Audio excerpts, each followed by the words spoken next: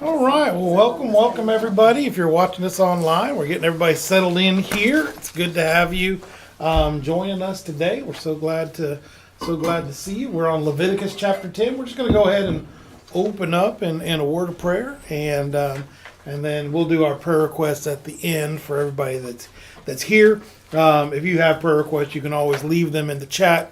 We don't do our prayer requests online because sometimes they're private, and so we'll do those after we shut down the stream. If it cuts off in the middle like it did last week, we've got a new computer to help us figure that stuff out, and we've got to get all the stuff set up, and so we're halfway through getting it set up, and so next week hopefully we'll be on the new computer and we won't have any problems. But I've tried to make the computer think about as few things as possible so that we won't shut down this week. So let's open up in prayer and we'll get started today. Our Heavenly Father, God, thank you so much for this day, for the opportunity you give us to serve and to love you. Lord, I pray that as we study Leviticus chapter 10, God, that you would grant us wisdom and insight into God, into your wisdom, into your love, God, God, the way that you are just in all that you do. Lord, I pray that you would help us today to get closer to you, Lord, through this book. And God, that it would remind us of who you are as our Heavenly Father. In your name we pray. Amen. All right. Well, glad y'all are here. We're in Leviticus chapter 10. So if you remember the last couple weeks, Leviticus chapter 8, 9, and 10 are kind of a group in and of themselves. They are helping us to see what the priests are doing. We're seeing the ordination of the priest. We're seeing the beginning of that priestly ministry. So the first 7 chapters, we're getting the understanding of what the sacrifices are to be about. Now we're getting some specific things. And today we're actually getting a more of a narrative story. We're actually, we're not getting a teaching about the priests per se, but we're actually going to get a story about some of the things that the priests have done. And so we're just going to start off reading the first 3 verses. Does somebody want to read those first 3 verses for us out of Leviticus chapter 10? I will. All right. Aaron's son Nadab and Abihu took their censers, put fire in them, and added incense. And they offered unauthorized fire before the Lord, contrary to his command. So fire came out from the presence of the Lord and consumed them, and they died before the Lord. Moses then said to Aaron, "This is what the Lord spoke of when he said, 'Among those who approach me, I will show myself holy. In the sight of all the people, I will be honored.'" Aaron remained silent. All right. So, man, now we didn't understand. This is like the day after, this is their first full day of ministry. If we're to look at the narrative and understand that narrative, that there was that 7-day ordination period, and then the story we got in Leviticus 9 was on the 8th day, what was happening that first day after that, and we really get narratively the sense that this is happening right with that. This is one of the first things that are happening there at the tabernacle after we've ordained all of these priests. Now, there's a lot of debate about what some of the things in this passage mean. So we get the Aaron's sons, and these passages will be unfair because we're going to get lots of names that we don't normally say. So you did a good job getting our names. I always tell people, look at the first letter, last letter, pronounce them correctly, and whatever you say in between, most people will forgive you. So do the best you can with those names when you go there. But these are Aaron's sons, all right? We're going to see 4 of them, I think, in total in this passage. But Aaron's sons, they have taken their censers, which is part of this worship ceremony that they're supposed to have. And it says they put the fire in them, they added their incense, and they offered unauthorized fire before the Lord. Or if you've got an older Bible, it might say strange fire. They offered a strange fire. Now the reality is, the Bible never tells us what that is. We never get an exact definition of this is what strange fire is or unauthorized fire is. And you can go through Jewish scholars and they've got like a dozen different, maybe 12 different options of what this fire might be. And where most of my commentaries, people usually are like, well, they've got lots of options, but this is what it is. They were very non-committal about what they think for sure that strange fire was. But what's clear, what we do know, what we do see, is that however they presented it in a disrespectful way, and they presented it in an unauthorized way. They were doing it in a way that was not prescribed by God. Whatever manner it was, some talk about maybe it was, they were using incense or things that were not the authorized prescribed incense, or maybe they were using coals for the fire that were not sanctified. They were from outside the camp, outside the tabernacle, whereas there were these things that were set aside as holy, and these were not holy. Like I said, dozens of explanations. One of the thoughts in this whole process, because we're going to see the punishment, some of the things coming down, is there's a strong likelihood alcohol was involved. So for the record, nothing good happens in the church when alcohol is involved. I'm just saying. So we're Virginia. You're gonna have to keep an eye on that, right? So no, Nope, that's not a problem, right? It's not, but there's a good chance that there was a celebration. The ordination service was this celebration, but it was kind of accompanied with a fast. That 7 days, they weren't supposed to leave the temple area. They were actually given instructions on how they would be sustained for those 7 days. If you go back and remember those verses we were reading earlier in chapters 8 and 9, but then chapter 8 hits, and all of a sudden they're being told, get involved in these sacrifices, and they're supposed to be eating their portions. And so they've gone from a time of limited resources to all of a sudden they're getting their full wage, they're getting their compensation, and one is led to believe that part of that is like, oh, well, we hadn't eaten in 7 days, we've been being good boys sitting here at the gate of the tabernacle like we're told to do. Now we can eat, and now let's eat and let's add some drink. Let's get out there and get excited because we got this new job and we've been ordained by God. Whatever it is, we know that it becomes this disrespectful thing. But this fire from the Lord is the same word that we see in chapter 9, verse 24, the fire from the Lord. And if you remember that story, that was when Aaron and Moses go into the tabernacle together, and this is where we see basically Moses, who has been kind of the mouthpiece of God, the intercessor for the people, really passing it on to the priests, saying, all right, Aaron, you guys are now going to be, the people that are doing it. Now Moses knows his time is limited. He's not going to be here forever. And the priests need to be comfortable doing the sacrifices, ministering before the Lord on behalf of the people.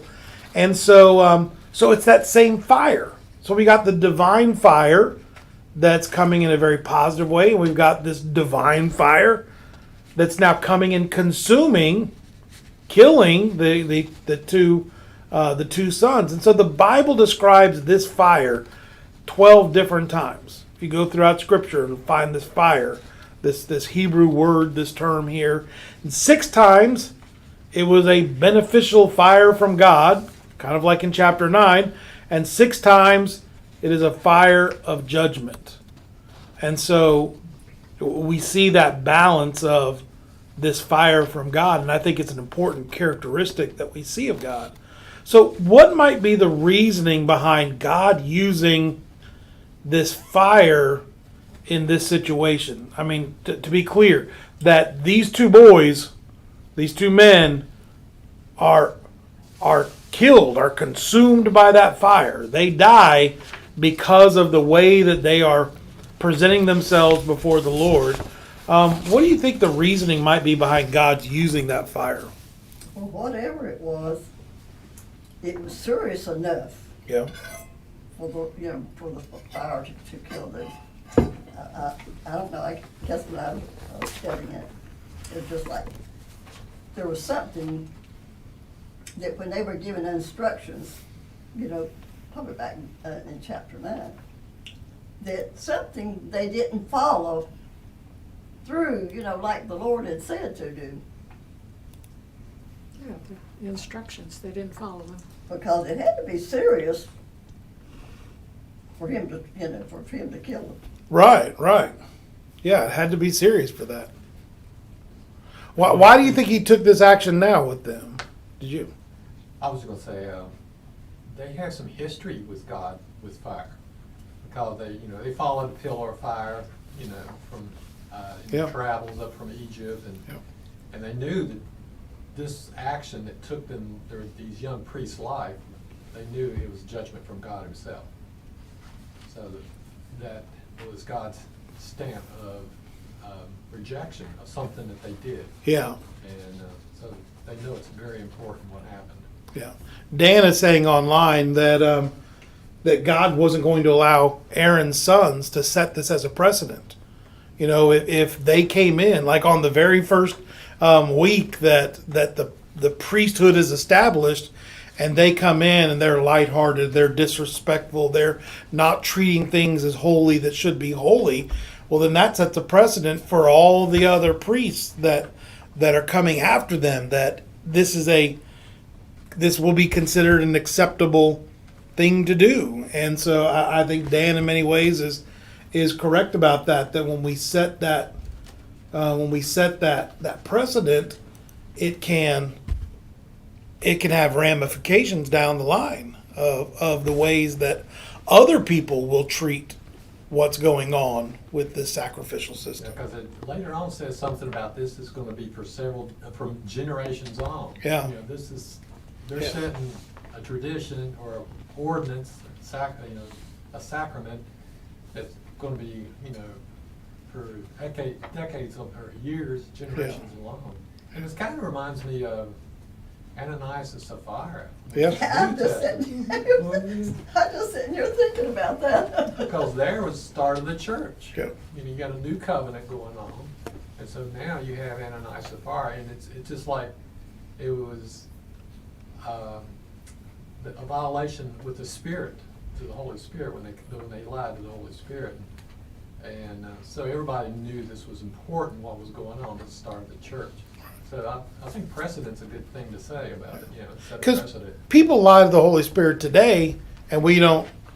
I mean, thank God we don't see people dying on the altar down here because people and so it makes you, it begs the question, why these people? Why Ananias and Sapphira? Why Aaron's two sons here? Why are they getting this terrible punishment in our views, and maybe not the next guy? Maybe Could be that God knew that if they got away with this, that something else would be worse, might come up that they would allow. Yeah.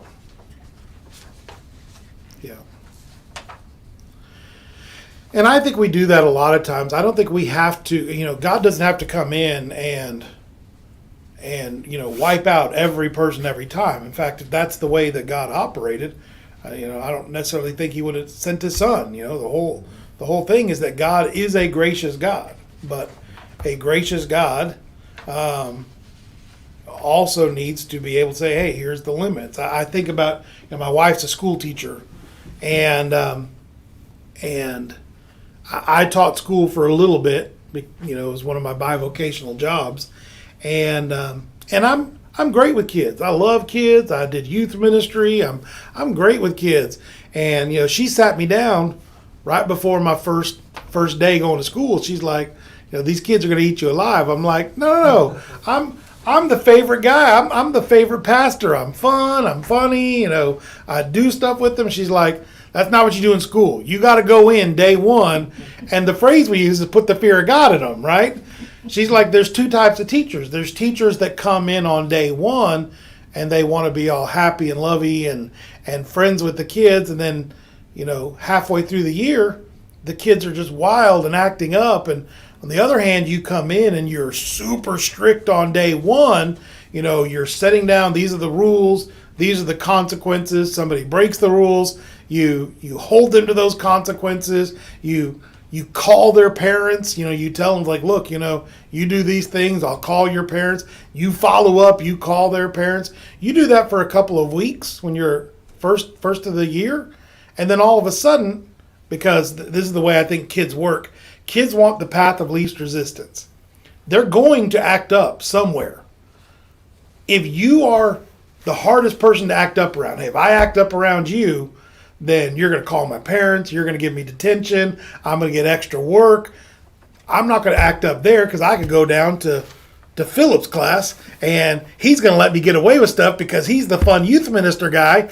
And so I'll just act up there. And they're going to act up somewhere. It's just where. And so, she's like, you got to be strict. And you're going to hate it because that's not the way you like to be. But after a month of being strict, then all of a sudden you can build a relationship. And ultimately what most kids want is not actually adults to be their friends. They actually want adults to help set limits so they know where to live and act. And when you help them set limits, they actually get comfortable because they no longer have to be the class clown in order to entertain everybody. They don't have to be the class bully in order to dominate people because they're like, well, I can't do that because Miss Barnes won't let me. And so now they can let their guard down and just be themselves.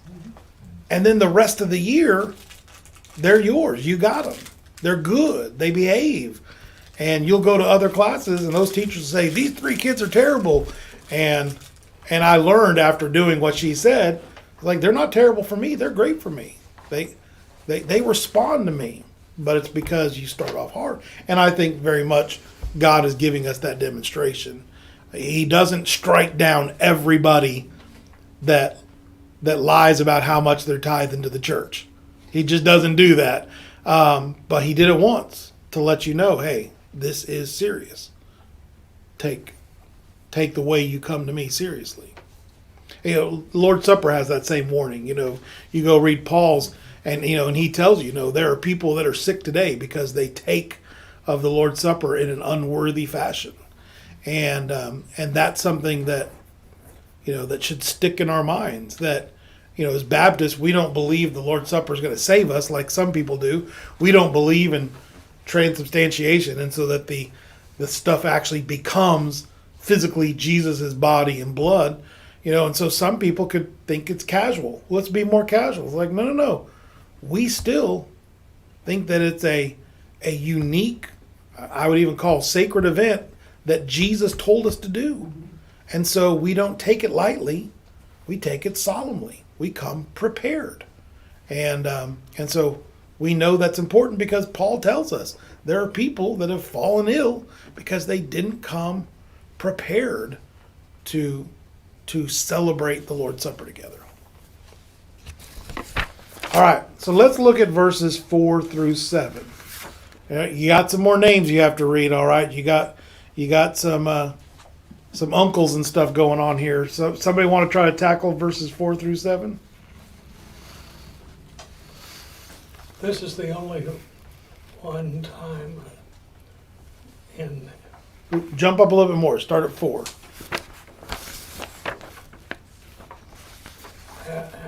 Right here, 4. happened. Moses summoned.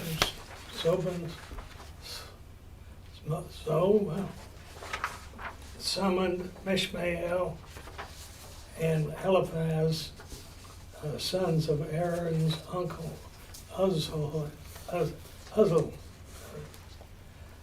and said to them, come here, carry your conscience outside, get Carry into the camp. your cousins outside, okay? He's got The camp. away from the sink. From okay, carrying your cousins outside the camp, away from the away from the country, Front of the Front of the front sanctuary. of the tent. So they came. So they came with them and still in their Outside the camp. outside the camp as Moses ordered. All right, that's Or- good. That's good. Okay. You need to get another paper over there. Then Moses said to Aaron and his sons, Eleazar and Ithamar, do not let your hair become unkempt, and do not tear your clothes, or you will die, and the Lord will be angry with the whole community. But your relatives, all the Israelites, may mourn for those the Lord has destroyed by fire. Do not leave the entrance to the tent of meeting, or you will die, because the Lord's anointing oil is on you. So they did as Moses said.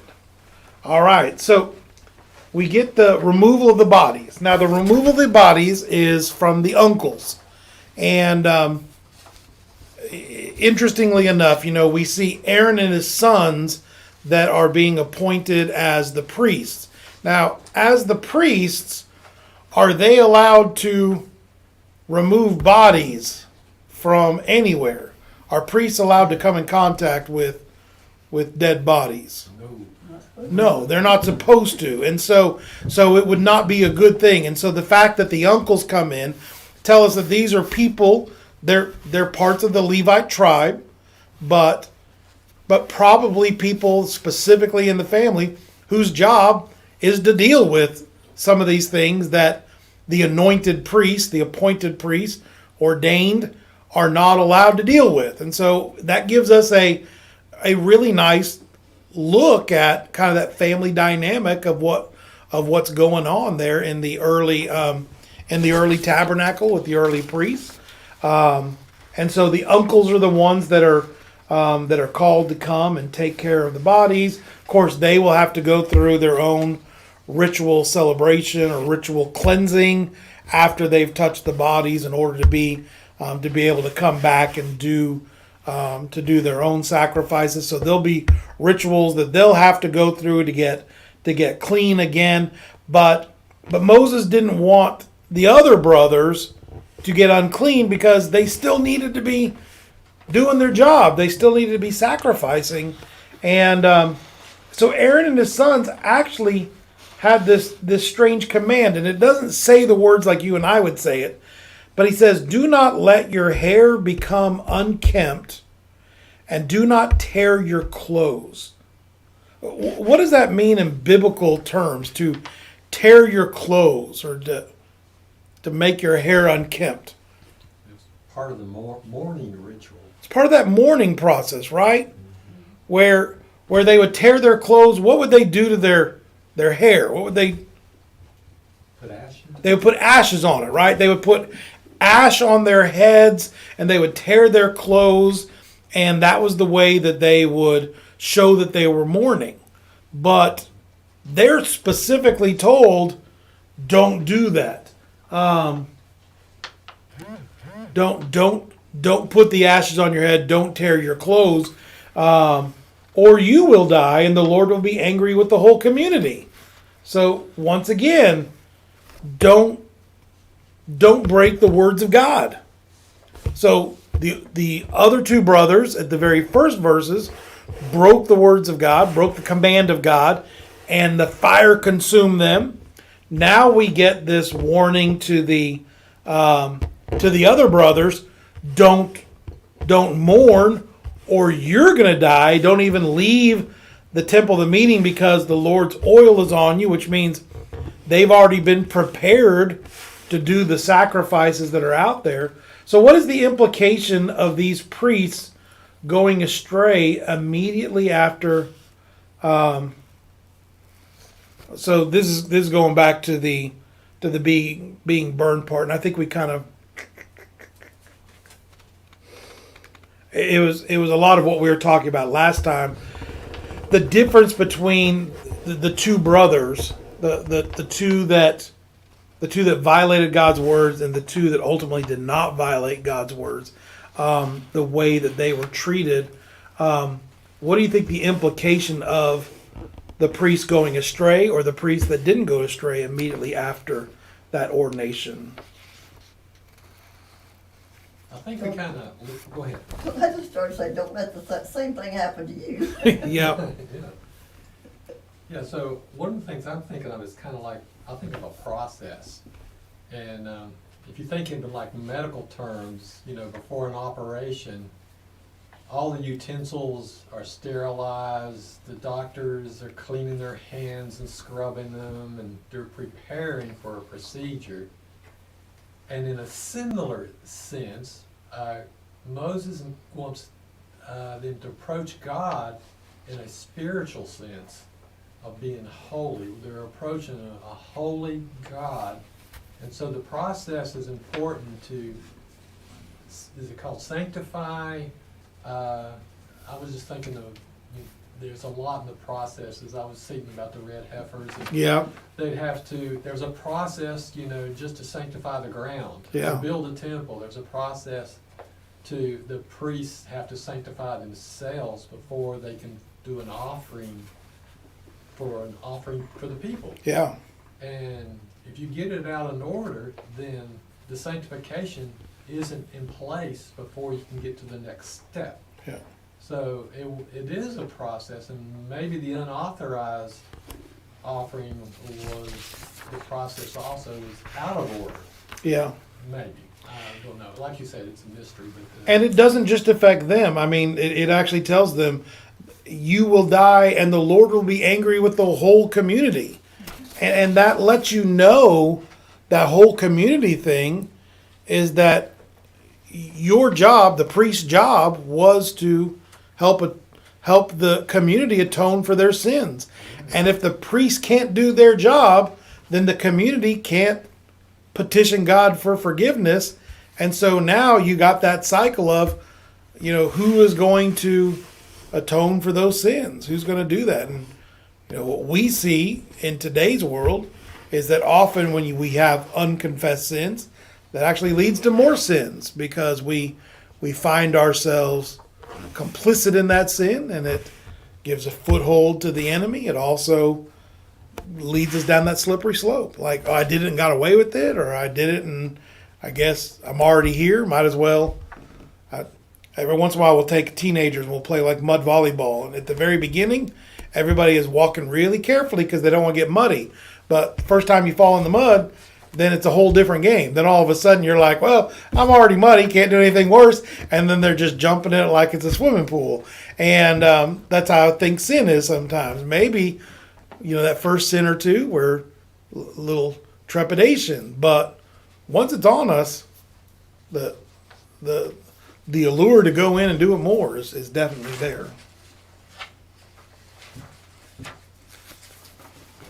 All right. Verses 8 through 11. So we want to read verse 8 through 11. Then the Lord said to Aaron, "You and your sons are not to drink wine or other fermented drink wherever you go into the tent of meetings, or you will die. This is a lasting ordinance for the generations to come. You must distinguish between the holy and the common, between the unclean and the clean. And you must teach the Israelites all the decrees the Lord has given them through Moses." All right. Yeah, I like his reading there instead of you can teach. Right. Yeah. Right. So look at the beginning of verse 8. It says, then the Lord said to... He said to whom? To Aaron. To Aaron. Everywhere else we see the Lord saying to Moses, and Moses saying to Aaron. This is the only time in Leviticus where God actually directly speaks to Aaron that we know about. I'm sure God speaks to Aaron, when he's administering in front of the Ark of the Covenant, when he's in the tabernacle, but none of those are recorded conversations. This is the only recorded conversation where God speaks directly to Aaron, and he gives him, this list of things that are there. So the first one, you and your sons are not to drink wine. All right, and this goes back to what probably was the problem with Nabal and Abihu, his two other sons. I'm going to guess it has something to do with alcohol. If God is telling them, hey, you guys need to not bring alcohol whenever you go into the tent of the meeting, or you will die. This is a lasting ordinance for generations to come.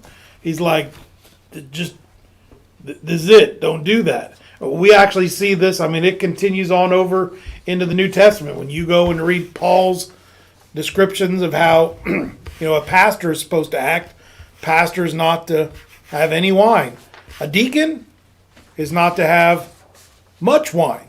It's a different standard. A deacon, technically, you can have some. It's just not much wine. Nobody is supposed to get drunk, but a pastor, it says no wine. A deacon, it says not much wine, and they're different words, different things that are being said. And so even in the New Testament, we still see this sentiment translating, going on over into into our Christian belief that's coming out of here. You need to be able to distinguish between holy and common, between the clean and the unclean, and then you teach the Israelites all the decrees the Lord has given them through Moses. So it's a real interesting set of regulations that God is giving to Aaron. So why are these strict regulations placed on the priests? Why do the priests have these stricter rules than everybody else in the nation of Israel? We should have a clear mind. A clear mind? Yeah. You can't teach if you don't have a clear mind. Yeah. Which I think is what he's getting at when he says, you need to be able to distinguish between holy and common. Which is what leads some people to say, what was the sin that was done earlier? Well, they were being accused of offering unauthorized fire, and then what they're being told is when you're drunk, you can't tell the difference between what's holy and what's common, between what's unclean and what's clean. And so you don't have the discernment to look at something and say, hey, this is the common fire, this is the holy fire. There's a difference between the two, and his sons weren't able to recognize the difference because they were so drunk. It altered their judgment. Any other thoughts of why we put these strict regulations on the priests? I'm thinking they're an example also, and so they're in a leadership position, and so they kind of need to set an example of leadership. And it makes me think, I think it's in James where there's a passage that talks about teachers, or there's more expected out of teachers. Yeah. And there's more judgment. It actually warns you, don't desire to be a teacher sort of thing, because you'll be judged more harshly, yeah. So it's important when you're leading other people and you're teaching other people, just like a parent should set a good example before their children, so should leaders before. And we kind of see that carry over in our society. We expect policemen to obey the law. Right. And they have authority. And so they should have, a position of, there's a leadership there for them to have expectations. Other people should see them as those who keep the law. I think there used to be a different standard than 2025. when you were the preacher in a community, you instantly had an elevated status. If you were a teacher back in, Little House on the Prairie days, if you were a teacher, you had an elevated status. There was a time like back in the 60s, if you were an airline pilot, you had an elevated status because there was this kind of understanding that you had a higher, moral, ethical fortitude about you because of your position now we live in a world today where that's kind of been destroyed in many ways because we've seen so many pastors fall, and we see so many times that people have not, lived up to those expectations. And now with everybody being able to see 24/7 what you're doing in your life, nobody lives up to those standards anymore. But there was a day where if you were the reverend, you were the pastor, you walked in and all of a sudden you spoke with authority. And the community, even if they weren't part of the congregation, the community, looked up and listened to what you had to say. And so with that, you had to act like you were God's representative.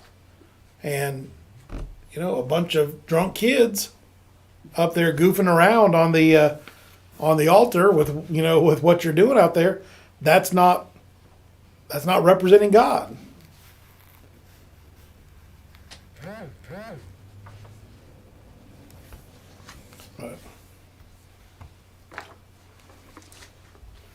So those are some of the reasons why we see these strict regulations. And I think ultimately at the end of the day, the priests are ministering on behalf of God.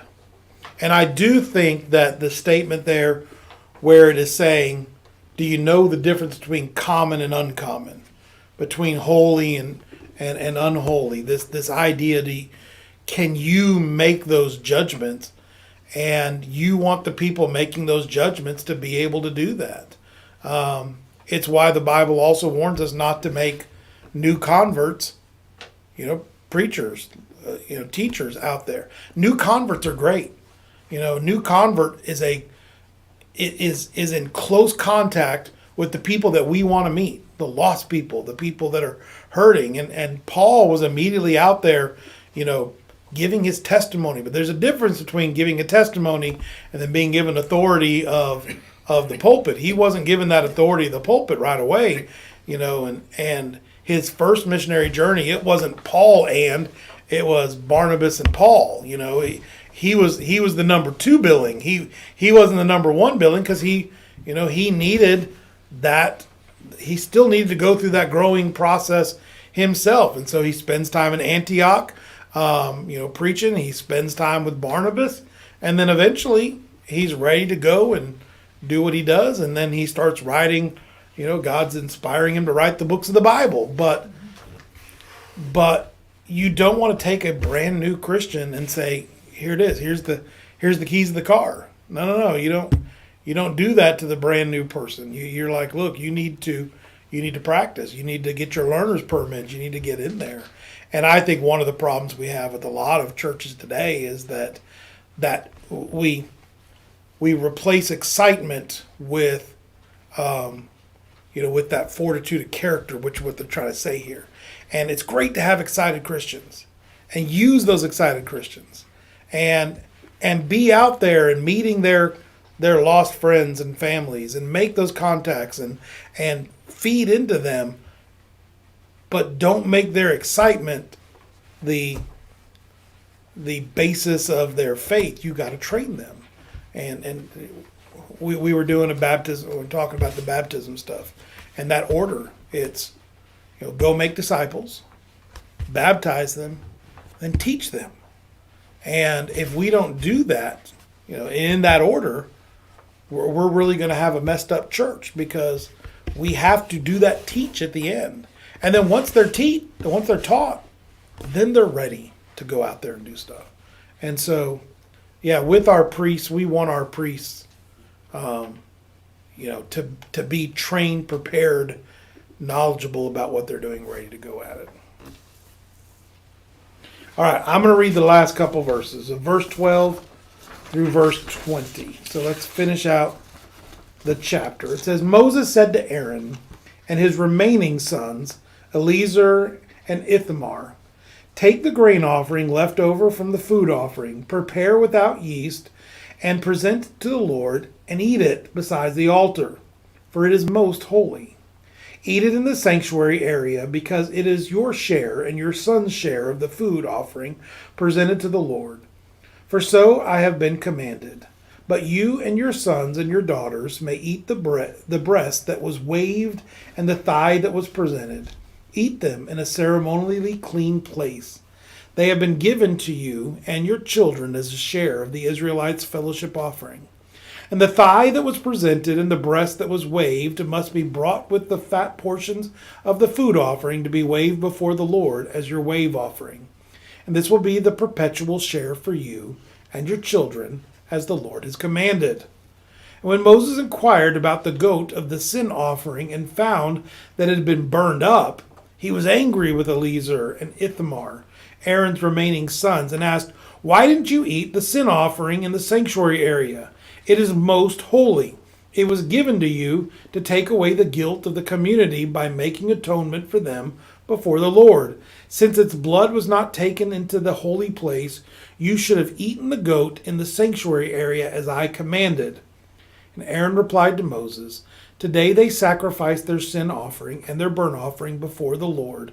But such things as this have happened to me. Would the Lord have been pleased if I had eaten the sin offering today? When Moses heard this, he was satisfied. All right, it's a little hard to understand what's going on there. But Aaron and his remaining sons later that day broke another of God's commands for their sacrifices. You remember all that's, the burnt offering was supposed to be completely consumed. But the sin offering was part of the payment for the Levites. The Levites, weren't going to be able to go make, all this money like other people. Part of their sustenance was when people offered sin offerings, this wave offering before God was to be for them to eat and consume. And there was these rules. They had to eat it all there in that holy place. They couldn't go and take it off the grounds of where the tabernacle was. They couldn't go, it wasn't takeout food. It was like eat it here in the tabernacle. And it was the way that they would be fed. Their family could eat some of those sacrifices. So there were some that were holy, like the fellowship offerings that the priest ate with the family, and then there were some that were just given to the priests. And but this time, the other two sons were not killed for their violations. So the first two sons, they were, in their drunken stupor, in their drunken situation, brought this strange fire, unauthorized fire, and they were consumed by fire. But here the other two sons don't eat their portion, they just burn their portion on the altar, and they are not killed for their violation. And so we're asking, what's the difference? Their response showed that they were not disrespecting God. Drunk brothers coming up there and doing stupid stuff, that's disrespecting God. These two brothers were shown that they were not doing what they did because they were unthinking or uncaring, that they were out of control, that they were drunk and were not in their right mind or using their senses. They made a conscious decision. Their conscious decision was, we just lost our two brothers today, and we were told that we still needed to be here and we needed to offer the sacrifices. We couldn't leave the place. But in a sense, we couldn't tear our clothes and couldn't put food on. But they're like, but we can't eat right now because while we are still cleansed and pure so that we can present the sacrifices, there's still a bit of mourning that's going on. We're sad that we lost our brothers. And so in essence, we're in a time of fasting. We're not going to eat that food. And so they weren't disrespecting God, but actually understood how to do what was mentioned before, how to distinguish between what was holy and common. that they were distinguishing that if they had eaten that sin offering at that time, that it was not holy for them because they were in a time of mourning. They were in a time of loss. And so they didn't eat it. And when they heard that explanation, the Bible said that Moses was satisfied. And Moses, of course, speaking on behalf of God, that God was satisfied. They weren't killed. They still broke, the letter of the law, but they weren't killed. So what do we learn about the judgment of God from the stories that we see here? The stories of these four brothers. All four of them broke the letter of the law. But what are we learning about the judgment of God? And it maybe even goes back to the very beginning about the two ways that God uses the fire. The fire from chapter 9 and the fire from chapter 10. What do we learn about God from this? There's a sense of compassion there, and it's because he realizes they did lose their relatives there. And so, and as you said, they weren't doing anything to be a affront to God. It was just, and it was their food that they were going to be taking. The sin offering, that food was for them as a payment. And so they have a choice there to eat it or not to eat it. And it was recognized as Aaron kind of hinted to that when he said, well, would the Lord have been pleased if I had eaten the sin offering today? And so Moses understood that, and he was satisfied when he heard that. So God is a compassionate God. And also their sin offering had been offered up. So in one sense, they were covered, maybe. Yeah. I'm not sure about that. Yeah. I'm just thinking out loud there. But so yeah, God is a compassionate God, and he understands our situations. I mean, we're talking about, Moses is trying to say, hey, there's importance in this whole process. And sometimes doing something small might seem small to us, but in reality is a big deal. I'm thinking about Moses, and we talked about this a couple weeks ago. Moses is the preeminent character in the Old Testament. I know the book of Psalms is so big, and we think about David, and we think of other stories, David and Goliath and all those things. We think about Abraham. But when you look at Old Testament characters, I mean, Moses is the closest of what we get to that archetype of what Christ is coming to fulfill. He is the imperfect version from the Old Testament that Jesus fulfills in the New Testament. And so we actually see way more negative stories about other Old Testament. David's got negative stories. Solomon's got negative stories. Abraham's got negative stories. I mean, all these guys got negative stories, but Moses doesn't have a lot of negative stories that are connected with him. There's obviously the very initial that he kills the guy, but I would imagine that most of the Israelites were not actually mad that he killed the Egyptian soldier, that was whipping and beating them. I know that the narrative says that, but I would imagine that in many ways when Jews read that today, they're like, well, he deserved that. That was their captors and stuff. And and so, but we know of one time that Moses did something against God's command, and it cost him the ability to enter the promised land. And it was such a benign thing in so many ways. God said, go to the rock and speak to it, and the water will come out. And he's frustrated the people. And so he beats the rock with this stick and scolds the people for not trusting in God. And the water still comes out. But in that, God's like, but because you did what you did, you made it the show, the spectacle, the Moses show. You made it about you and not about me.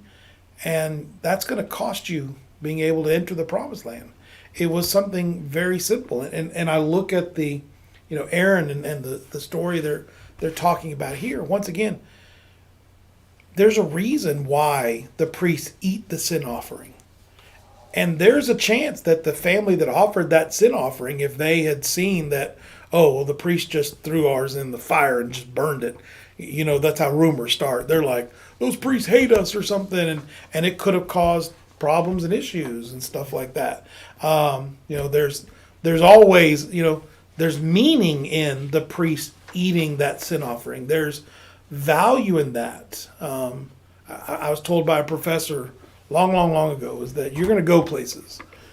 People in your church are going to, you know, meet up with you at a restaurant and they're going to pay the bill. It's like your first instinct, because you were going there and you had money to pay the bill, your first instinct is going to be to tell them, no, I got that, and make a big deal about it. And he's like, don't. That's a person in your church and they just wanted to bless you. And your word should be as simple as 2 words. Thank you. You know, thank you.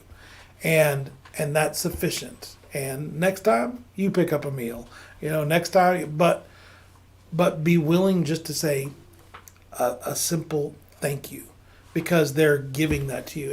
And that sin offering of the priest being able to offer it is those people say, those are my priests. You know, they get divided, you know, they get their own Levite cities. And so you go to that Levite city in your tribe and you get to say, that's my priest. I brought my best goat because I wanted my priest to have the best that I could do. And so for the priest just to say thank you and eat it is a blessing to the person that offered it. To know that I'm serving God and I can't audibly hear God say thank you, but I can hear the priest say, man, that was a great goat. And you must be blessed to have, you know, so many great animals in your farm, and thank you. And so that might be the offense where Moses was mad, like, hey, you got to say stuff. But there are those times when, even as a pastor, you know, something tragic has happened. There's extenuating circumstances. And you know what? The people also understand. Where you're like, hey, sorry, I couldn't eat today. You know, I mean, there's times when I'm just doing ritual fasting and somebody will invite me. I was like, I can't today, but I don't want to talk about it because, once again, it's a personal, private thing. But I don't want to hurt your feelings, but I can't. I have diabetes now, and everybody makes wonderful desserts, and they're like, have a piece of cake. I'm like, I love that you made a piece of cake, but I cannot eat that piece of cake. I will take a sliver of your piece of cake, not because I don't want your cake, but because if you want your pastor to live another 20 years, stop giving them sugary food, you know, and we'll get there.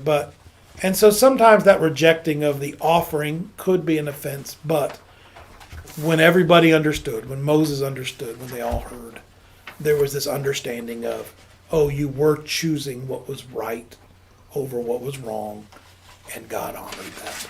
And so I think that's... I'm just thinking when you were talking, Olga, that, you know, when we first started this lesson, after fire came down, you know, and killed 2 of the sons, and it said that Aaron was silent. He didn't have anything to say because he knew that what had happened was right. Yeah. And I mean, and to think though, your sons, you know. Yeah.